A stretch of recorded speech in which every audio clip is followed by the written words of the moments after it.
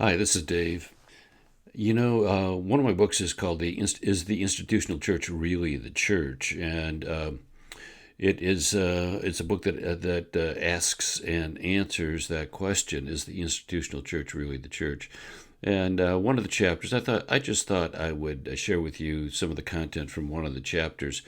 And the chapter heading is "We've Lost the Culture." So let me just talk a little bit here about uh, the culture and culture wars. And I believe we have lost the culture.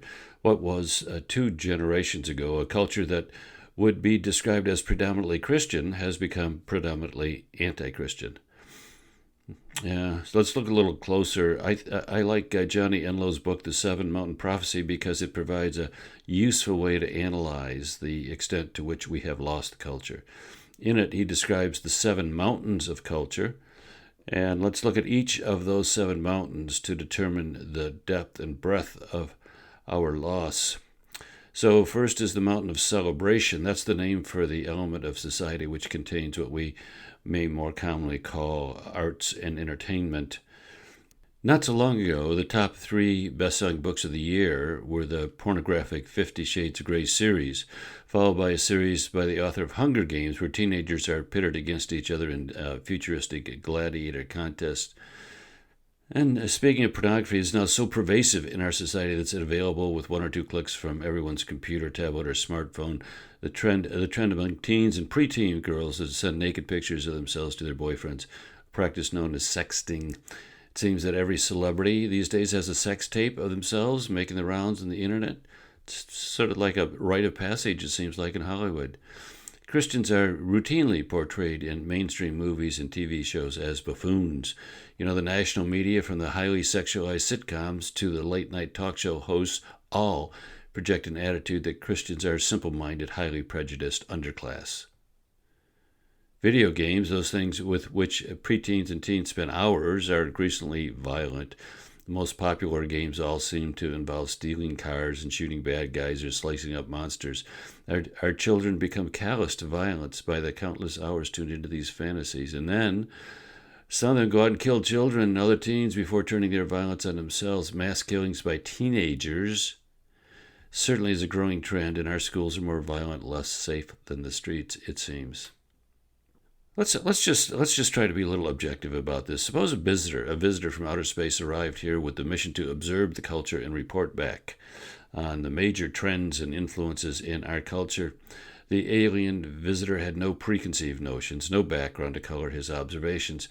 Our alien visitor, looking objectively at the output of our TV, movies, and news stations, would make the observation that Christianity has no serious role in any of this and was, in fact, just a minor subculture of underclass simpletons.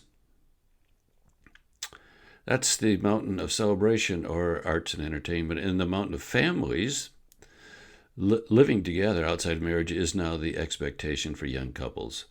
According to one source, quote, the number of cohabitating unmarried couples increased by 88% between 1990 and 2007. Now, 48% of women cohabitate with a man as their, quote, first union, end quote. Traditional marriages on the outs. One estimate put the likelihood of divorce at between 50 and 74%. The former president of the United States advocates gay marriage, and a number of states have approved it, and of course, our president today is promoting it. According to researcher David Kinnaman, writing in the book On Christian, quote, currently more than 1/3 of children born in the U.S. are born to unmarried mothers. In 1960, the ratio was just 1 out of 20. In some American metropolitan areas, as many as 2/3 of all infants are born to unmarried women. In the world of education, our schools, which were originally designed to promote reading and studying the Bible, have pretty much swept away any vestiges of Christianity from the curriculums and practices and replaced it with the religion of secular humanism.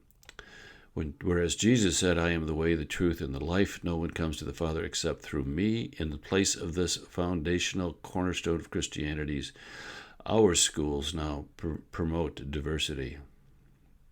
According to Michael Matarko, writing in the book Indoctrination, quote, With 90% of Christians still sending their children into the status educational system, I will be brutally direct. According to current research, if you send your child to public schools, you will most likely lose your child to the secular humanistic worldview. In 2 reports to the Southern Baptist Convention, T.C. Pickney found that 70 to 88% of evangelical teens will leave their faith within 2 years of graduating from high school. The fatal combination of secular education and lack of true biblical discipleship is reflected in separate studies by the Barna and Brett Beamer of America's Research Group. They found that 1/3 of 20-somethings who were churched as teens have disengaged spiritually. Over 60% of the children that grow up in churches will leave them as they reach their threshold of young adulthood. Let me repeat that. I think it's really powerful. Over 60% of the children that grow up in our churches will leave them as they reach the threshold of young adulthood. That's over half, 60%. We are losing more children much younger than previously thought. 83% of those surveyed started doubting the Bible in middle school and high school. That's a quote from the book Indoctrination. In the sphere of politics, let's look at that. Our political parties have become so extreme that it appears that they rarely speak to one another, that compromise rarely happens, and the federal government is on a path to replace the provincial role of God and Christian benevolence. The federal deficit is the largest in human history. As the political parties gather more and more power to themselves in Washington, D.C., the stage is being set for a dictator to seize total political power. And if our current trends continue, I expect to see the end of democracy in this U.S. within 20 years, and a dictator take his place. More people now receive food stamps than at any other time in history. You may recall Mitt Romney's often quoted comment, 47% of the population are now dependent upon the federal government for at least a portion of their livelihood.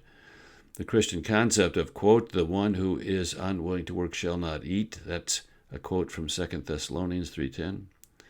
Let me just repeat it. Some of you may have never heard that. The one who is unwilling to work shall not eat. That's 2 Thessalonians 3:10. That idea has been smothered in the tidal wave of endless unemployment benefits. Medicaid, food stamps, government handouts of countless varieties, and of course, our president just forgave the college debt, student loans of millions of college graduates.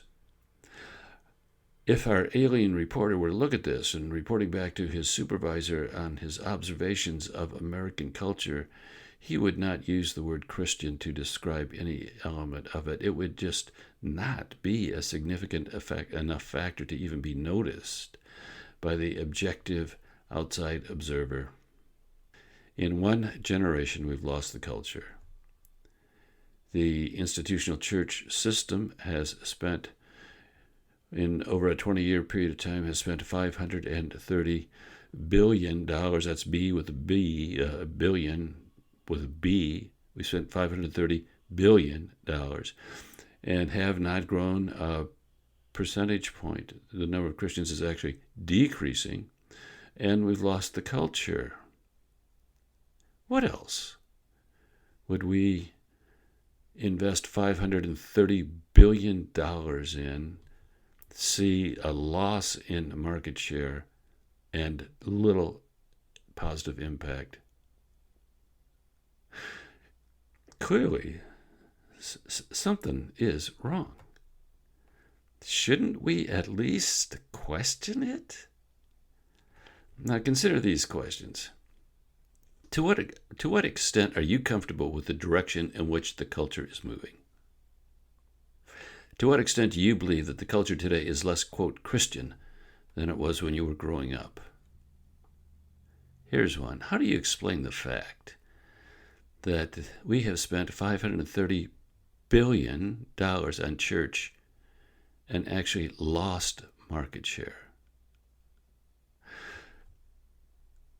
To what degree is it possible that your children or grandchildren could be part of the 60 to 80% who leave the church, raised in the church and leave it?